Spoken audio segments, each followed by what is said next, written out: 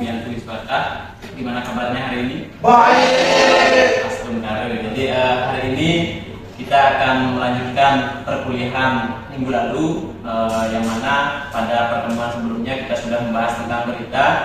Hari ini kita akan berbicara sedikit tentang lead berita. Ada yang pernah mendengar lead berita? Tidak pernah. Mbak, tolong beritahu kami. Baik, jadi sebelum lanjut, saya berdiri aja ya. Ya, Pak. Jadi ini tujuan kita belajar hari ini adalah agar mahasiswa dapat menulis lead berita dengan baik dan benar. Jadi lead berita itu apa, nanti kita akan pelajari lebih dalam. Kemudian selanjutnya juga kita akan berbicara tentang bagaimana mahasiswa mampu mendefinisikan lead berita, itu sudah pasti, dan mengidentifikasi bagaimana struktur lead berita. Kalian pasti pernah membaca koran? Nah, Kalian pasti pernah membaca media online? pernah. Jadi, ini yang mana sih yang dimaksud dengan lead berita? Bagaimana struktur lead berita? Kemudian contohnya itu seperti apa? Nanti dari contoh ini kita akan analisis. Kalian akan pelajari bagaimana bentuk dari lead berita antara media cetak dengan media online. Jadi ada beberapa media yang akan kita coba gali. Dua diantaranya adalah media cetak dan media online. Dan selanjutnya kita akan berbicara tentang lead berita. Nah, lead dari asal katanya lead itu ada yang tahu arti lead? Lead sendiri apa? Ayo. Nah, leader itu pemimpin. Jadi leader pemimpin. Lead itu jadi kepalanya kita anggap. Jadi lead ini merupakan unsur paling atas dari sebuah berita.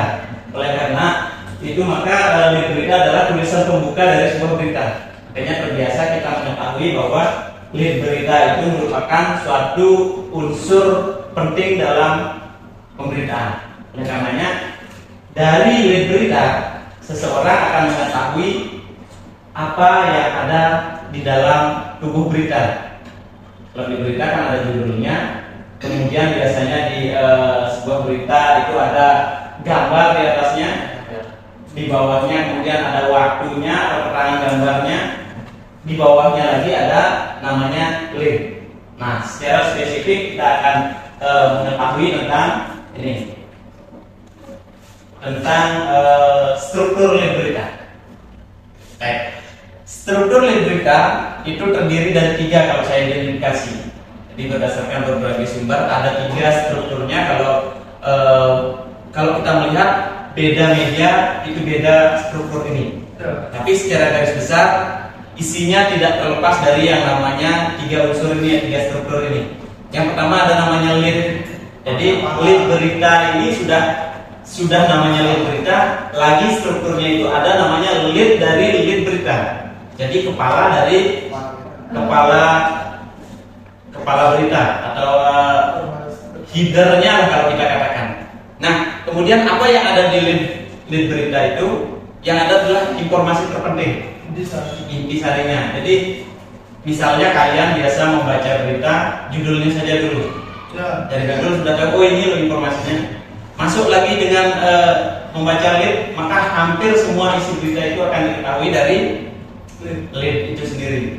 Setelah tahu isi lead ini, baru di dalamnya kita akan mengetahui ada namanya body itu badan atau tubuh atau isi lah.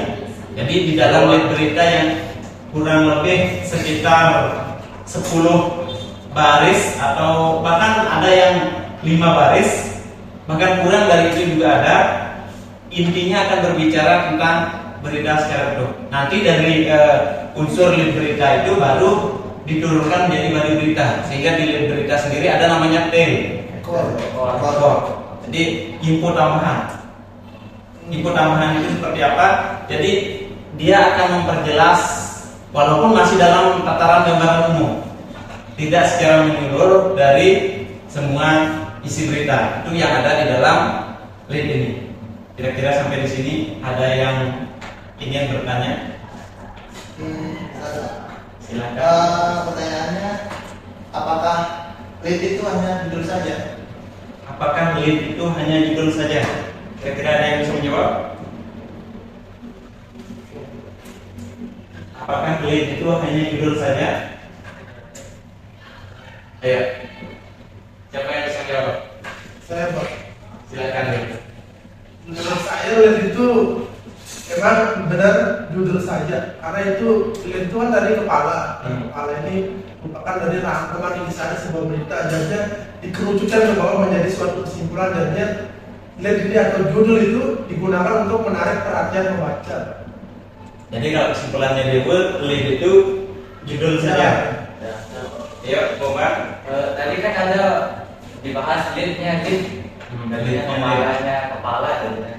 Nah, kalau leadnya lead itu kan judulnya ada. Kalau lead itu kan ada tadi rangkuman isi penjelasan judul itu. Itu kalau pengalaman. Ada yang lain? Kalau Bomba bilang bukan judul. Ya.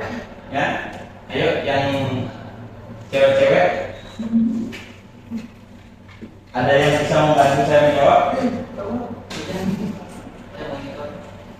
Jadi apa namanya mengenai lead itu sudah dipahami berbeda. Ayo, ada yang membantu? Jadi gini ya, lead itu berbeda dengan judul. Jadi ini kan kita lihat sebuah berita. Contohnya seperti ini. Dalam sebuah berita ada namanya judul berita. Struktur berita ini kita tidak berbicara tentang struktur lead dulu. Struktur berita itu ada namanya judul. Kemudian dari judul, kemudian ada keterangan tambahan. Ini keterangan tambahan dari misalnya ada gambar dan sebagainya. Kebetulan ini tidak ada gambar, tapi nanti ada di gambar berikutnya. Nah, yang masuk lead itu ini, ya, yang namanya lead itu ini. Kalau leadnya lead yang mana? Leadnya lead itu ini, yang dari sini truk tangki bahan bakar minyak Pertamina meledak di garasi PT Dharma Santana Putra. Itu leadnya lead. Oh, Jadi posisinya dengan kita mengetahui ini maka akan menjadi penjelasan dari, kalau tadi kita tahu judulnya kan mobil tangki meledak, judulnya hanya segitu. Jadi diperjelas lagi di lead itu truk tangki bahan bakar itu yang meledak, di mana meledaknya di kawasan industri Terboyo. Itu yang dimaksud dengan leadnya lead berita. Nah, kemudian di bawahnya baru keterangan-keterangan. Makanya di dalam berita ada namanya judul, kemudian ada lead berita. Di lead berita itu pasti ada keterangan seperti ini. Itu untuk versi media cetak. Kalau media online terkadang berbeda. Nanti ada contohnya yang akan saya berikan. itu 2 orang tewas itu termasuk apa? Ini keterangan tambahan dari judul berita. Ah. Jadi ini keterangan tambahan. Ini biasanya di sebuah berita itu ada sub berita judul itu. Jadi ini, ya subjudul itu. Nah, termasuk ini kalau kita di karya tulis biasa itu kan dibedakan antara judul, sub. Nah, jadi sub bersub-sub itu juga ada. Nah, jadi ini di berita juga sebenarnya seperti itu. Tapi itu versi media cetak biasanya yang banyak. Kalau media online karena relatif orang membaca berita di media online itu adalah cepat. Jadi sedikit singkat. Walaupun esensinya tidak terlepas dari ini. Nah, kalau di media online yang ini. Ini di media online. Ini saya tidak tampilkan judulnya, tapi di atas ini ada judul. Kemudian leadnya yang mana? Biasanya kalau di media online kita mengetahui yang mana lead itu tulisannya biasanya ditebalkan atau bold. Nah, jadi kalau di media online itu terlihat dia lebih ditebalkan, sehingga ketika kita membaca berita itu kita akan tahu posisi ini leadnya. Kalau kita membaca ini saja, kita sudah akan tahu isi di bawahnya. Keterangannya termasuk di sini. Pemerintah daerah didesak untuk tak sekedar memberikan himbauan jika terjadi kasus intoleransi umat beragama.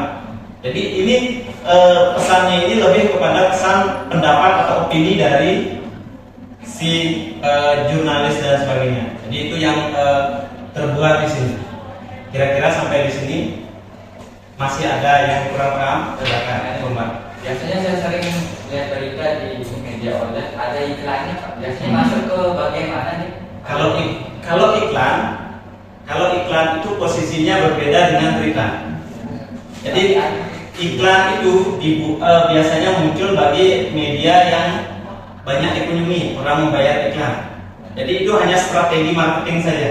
Kalau kita berbicara tentang berita, berita itu tidak harus dan tidak boleh berisi iklan. Jadi itu berita. Tetapi karena ini adalah media massa yang juga adalah basis ekonomi politik, jadi dia harus mencari keuntungan juga. Oleh karenanya di sana dimunculkan split dari iklan. Jadi posisinya diatur dengan template yang sedemikian rupa. Juga di media elektronik seperti TV juga seperti itu.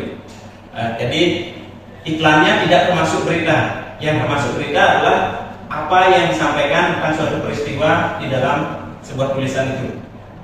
Jadi itu ada lagi?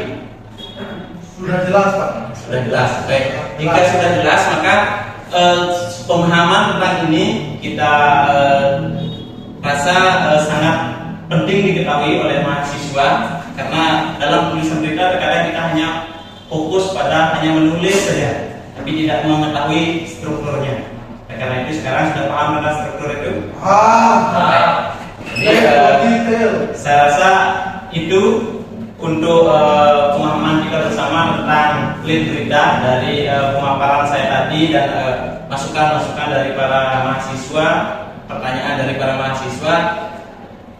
Kalau saya sendiri memberikan pemahaman tentang lead itu adalah sebuah kepala berita. Oleh karena itu dari mahasiswa, dari pertemuan kita tadi, kira-kira apa kesimpulan yang bisa kalian berikan tentang lead berita?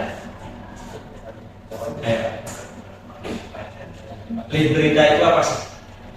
Ringkasan isi berita. Ringkasan isi berita. Jadi lead berita itu ringkasan isi berita. Jadi apa yang ada di dalam berita itu termuat di dalam lead berita.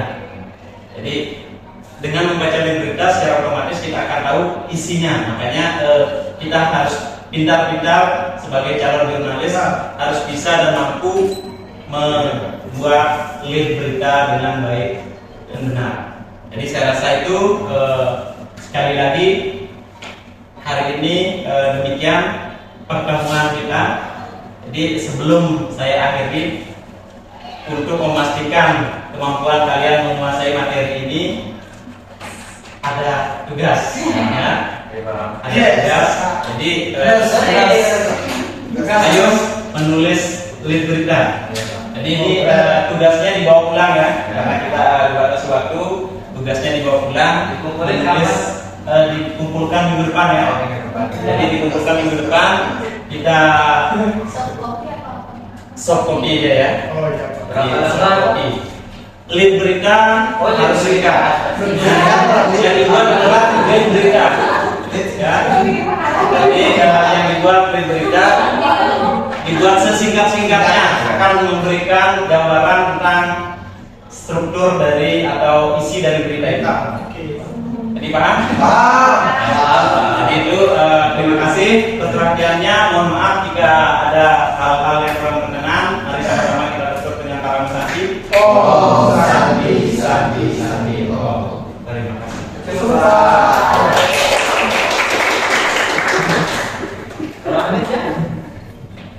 Pak, tugasnya bisa ya?